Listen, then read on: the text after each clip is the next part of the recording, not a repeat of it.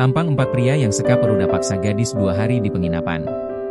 Polisi menangkap 4 pria berinisial DFS, 24, Dia, 21, Insinyur, 17, dan AK, 17, kasus penyekapan anak di bawah umur di Kecamatan Tawang, Kota Tasikmalaya, Jawa Barat.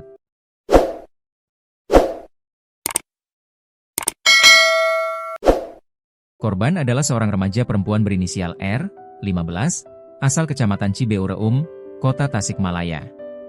Kasus penyekapan tersebut terungkap setelah keluarga korban membuat laporan ke polisi. Setelah diselidiki, polisi mencium keberadaan perempuan di bawah umur tersebut berada di sebuah penginapan. Saat didatangi, di dalam kamar penginapan yang mirip seperti rumah kontrakan yang berjejer bersekat-sekat tersebut, korban ditemukan. Saat ini korban dan tersangka sudah diamankan oleh pihak kepolisian.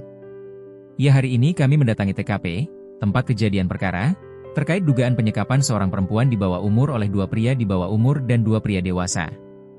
Kami polisi sudah mengamankan baik korban maupun tersangka, dan memberikan garis polisi di lokasi kejadian, kata Pamapta Polres Tasikmalaya Kota, Ibda Diva Calia, Rabu, 26 November 2025. Kronologis.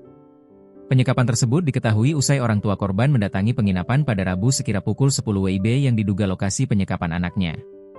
Bahkan orang tua korban sempat menanyakan ke penjaga penginapan terkait keberadaan anaknya. Setelah diperiksa, ternyata kamar yang dihuni sekelompok pemuda tersebut menyimpan korban dan sudah dalam kondisi lusuh.